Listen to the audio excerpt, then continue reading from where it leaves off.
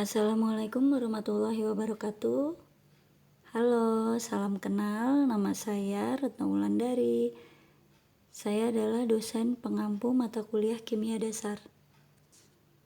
Nah, di awal kuliah ini sama seperti kimia organik. Di sini sebelum mulai perkuliahan online, kita awali segala sesuatu dengan membaca basmalah. Bismillahirrohmanirrohim. Nah, di sesi pembelajaran online perdana ini, saya lebih menekankan ke kontrak perkuliahan dan aturan perkuliahan selama daring ini. Dalam perkuliahan online ini, saya menetapkan 3 aturan. Yang pertama, toleransi absensi perkuliahan online adalah 15 menit setelah perkuliahan dimulai.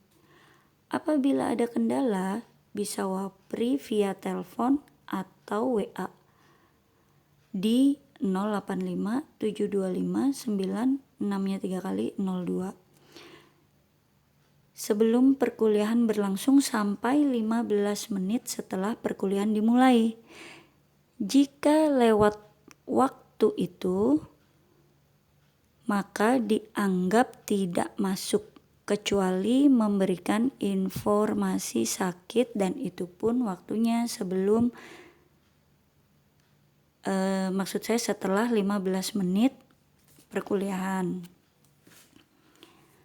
Nah, yang poin kedua yaitu mengumpulkan tugas kuis, UTS dan UAS dapat dilakukan melalui Spada. Apabila mengalami kendala seperti tidak ada sinyal atau tidak ada pulsa, dapat dikumpulkan melalui email di ini kita catat dulu di sini ya. Di sini kelihatan melalui email, alamatnya retno.wulandari.rw@gmail.com atau di nomor telepon sekaligus nomor WA di 085 725 9 3 kali 02. Nah, kemudian poin yang ketiga yaitu jika ada yang ingin ditanyakan, bisa melalui ruang chat yang telah disediakan di ruang Spada. Nah, itu adalah sedikit aturan perkuliahan yang ingin saya terapkan. Jadi walaupun kita kuliah online, tapi saya berharap kita tetap melakukan kedisiplinan agar kelak dapat berguna dalam kehidupan di masyarakat. Oke, sekarang kita akan masuk ke dalam pendahuluan mengapa kita harus mempelajari mata kuliah kimia dasar. Yang pertama, secara tujuan instruksional umum, yaitu mahasiswa mampu menguasai dasar-dasar ilmu kimia untuk memahami proses kimia yang mendasari peristiwa-peristiwa di alam. Sedangkan tujuan instruksional secara khusus diharapkan mahasiswa dapat mengerti dan memahami tentang konsep mol sebagai dasar perhitungan stokiometri.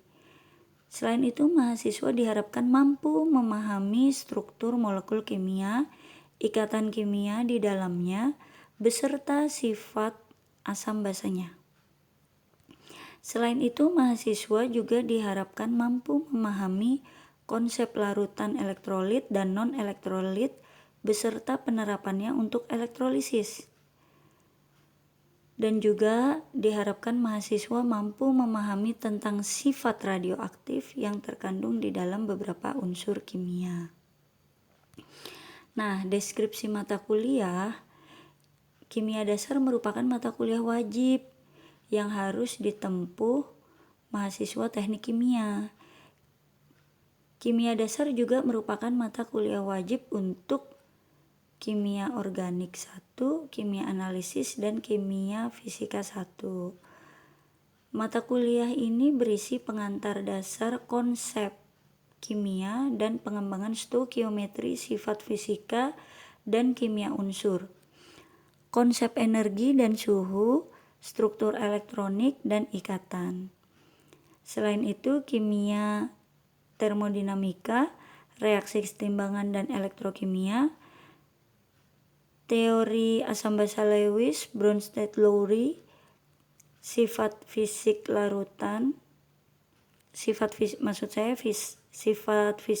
larutan. Setelah mengikuti mata kuliah ini, diharapkan mahasiswa dapat memahami konsep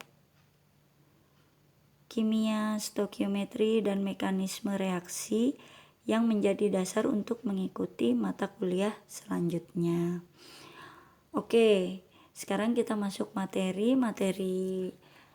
kimia dasar untuk semester ini, yaitu yang pertama materi pendahuluan seperti hari ini.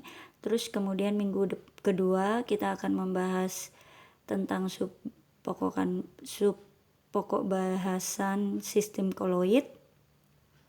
Kemudian minggu ketiga ada sifat gas, zat padat, sifat larutan elektrolit dan non-elektrolit. Kemudian tugas ini dari 2 materi ini.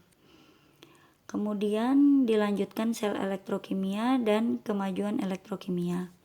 Lalu minggu ketujuh kita UTS. Untuk UTS materinya kita lihat dari nilai tugas. Apabila nilai tugasnya memuaskan, jadi hanya 2 materi, yaitu sel elektrokimia dengan kemajuan elektrokimia. Tetapi apabila nilai tugasnya itu jelek atau kurang memuaskan, maksud saya, itu materinya dari sistem koloid hingga kemajuan elektrokimia. Kemudian setelah UTS kita akan masuk ke subbahasan unsur golongan utama dan transisi, kemudian kimia inti, lalu kita kuis.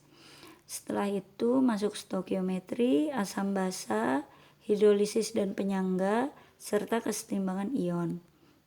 Untuk UAS materinya bisa, apabila kuisnya jelek atau kurang memuaskan, bisa dari unsur golongan utama hingga kesetimbangan ion, atau malah bisa dari materi sistem koloid sampai kesetimbangan ion. Seperti itu. Jadi tergantung mood saya, oke? Nah, mungkin itu saja dari saya. Oh iya, kemudian selanjutnya referensi yang digunakan. Sebetulnya saya bebas, Anda bisa menggunakan referensi buku dari manapun atau dari sumber yang lainnya. Nah, mungkin itu saja dari saya. Sekian. Terima kasih. Wassalamualaikum warahmatullahi wabarakatuh. Tetap jaga kesehatan, belajar yang rajin, dan kita akhiri perkuliahan ini dengan membaca Alhamdulillahirabbil alamin. Wassalamualaikum warahmatullahi wabarakatuh.